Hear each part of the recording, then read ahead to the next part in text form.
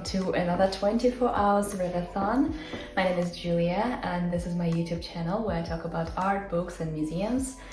Today I want to challenge myself and dedicate the next 24 hours for reading books specifically that I chose specifically for Asian Readathon that takes place this month.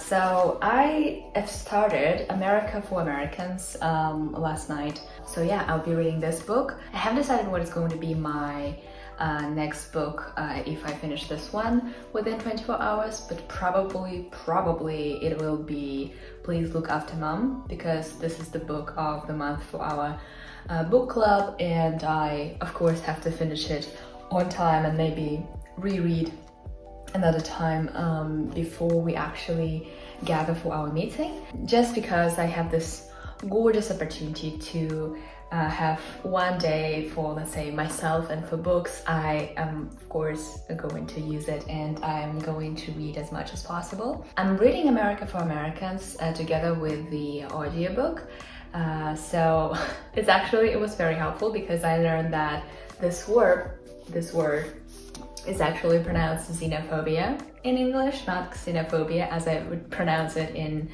I don't know, in other languages. So anyways, that was useful. And I hope that audiobook will help me to speed up a little bit and finish this book, and maybe I will have some time to finish another one. Anyways, it's 11:04. Let's say I begin at 11 o'clock and then I'll finish my 24 hours readathon at 11 o'clock next day. So yeah, that's the plan. And if you're reading along, please do. I'll be happy if you join me. And yeah, happy reading. See you very, very soon.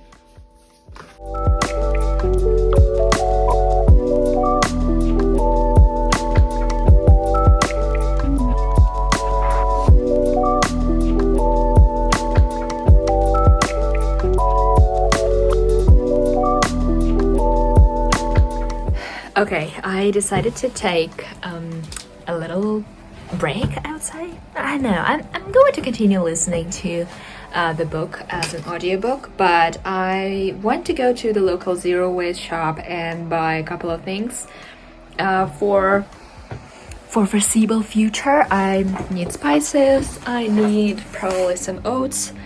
So yeah, anyways, I'll show you where it is and how it looks like if they will allow me. But yeah, I'll be on my way. Probably it will take like an hour or so to get there by bike and then to come back. But anyways, yeah, I'll just take a quick break and I'll be back very, very soon. I'll be listening to the book anyway, so I'm ready.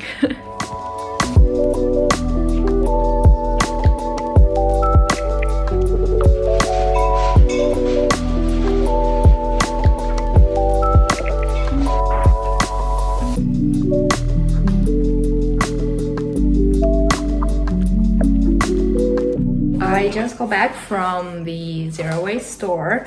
I got myself a bit of oats. I also got 4 dates. Unfortunately, I didn't have like a bigger package, and I already have some at home, so I don't need a lot. Pecan nuts, I think this is how it's called. I have a soap, like local production, in the paper package, and I have spices. So oh yeah, and I have like peppermint candies, so I think that's a pretty nice idea to sell them also in the zero waste store. So yeah, that's it. Oh god, I'm sweating after the little ride. Anyways, so I was listening the book all this time, and oh my god, that is so problematic. The American history is so traumatizing. So I think for me to go to the zero waste store was actually a great idea while listening this book, because it's very soothing to be there and to shop there, you know, to wait all the stuff. It's very nice, very, very comforting. And so while listening to this book, or after listening to this book for some time,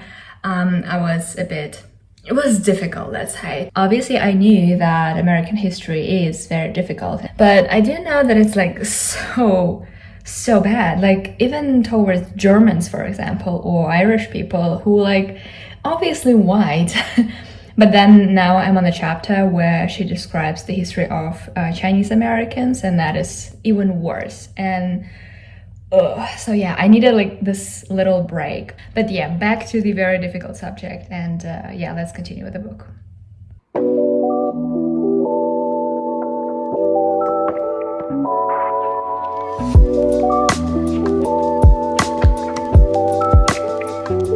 It's almost 12 o'clock and I'm about to go to sleep.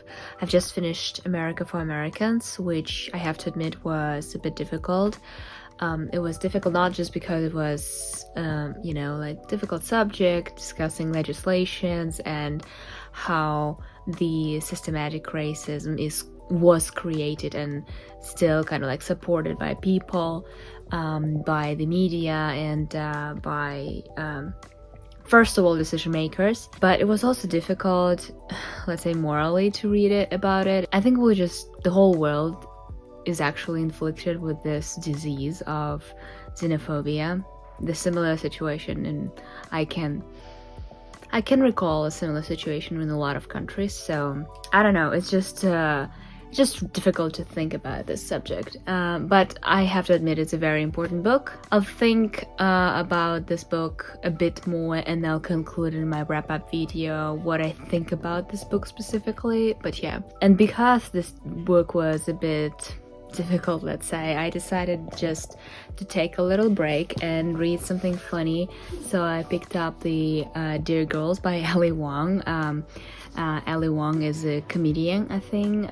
She's pretty famous, and yeah, I heard about that the book is quite funny, so I decided to take a break with that one. It was not on my TBR this month, but yeah, why not? Just a little break, and it's still like the Asian authors. Also see this cover. This is exactly how I feel right now. So I think I'm going to read a chapter or two and then go to sleep, because in the morning I have a call with my parents, and yeah, and then I'll continue with the reading as much as I can until 11 o'clock as I promised. And yeah, and I'll draw a line and conclude my 24 hours readathon. So far I'm satisfied. At least I finished one book, and that's already a good sign. So yeah, I'll go sleep very soon. Have a good night, and I'll see you in the morning. Bye. Hi, good morning. So it's 11 o'clock next day, and that means that my readathon, my 24 hours readathon, is over. I'm still reading Ali Wong, Dear Girls, and it's so good. It's actually quite funny, and I'm learning a lot about the how to be a stand-up comedian and what it means. So about this, let's say, business. I never actually knew. I wasn't a big fan of stand-up comedy. I watched a couple of her performances. I enjoyed them. I've only attended real live shows just a couple of times here in Germany, and it was in English, and there was like international community, people from all over Europe making jokes in English. So that was fun, but I never knew how to behave. Let's say, for example, I thought that it's like a very polite way to like always applause and maybe fake laugh, just to, you know, they express appreciation to these beautiful people. But I think after reading these books, maybe I'll change my opinion, and maybe I'll actually be very sincere in what I think, what is funny and what is not, because then they will know, as comedians, they will know that yes, that like this joke was really good or this joke was bad. So yeah, I promise I will never fake laughs anymore when attending the stand-up comedy. Anyways, it's a really great book, and I'm just read 58 pages. It's not much, but I think it's because like I was tired yesterday. I think I finished like a couple of chapters about giving birth, which was also quite funny and very useful. Yeah, and in the morning I had breakfast, I talked to my parents, so it was like quite chaotic. Oh yeah, and I washed my hair. So I think this Saturday it's just a beautiful day, and maybe I'll take a walk, maybe I'll go to the supermarket, I don't know, to buy some stuff. I want to cook bibimbap today, which is a Korean dish. If you never tried it, please do. So yeah, I think that's it for now. I hope you having a great reading month, and I hope I inspired you to read something, maybe something easy and funny, just like Dear Girls by Ali Wong. But yeah, it's your life, your choice. Thank you very much for watching, and I'll see you very soon in the next video. Bye!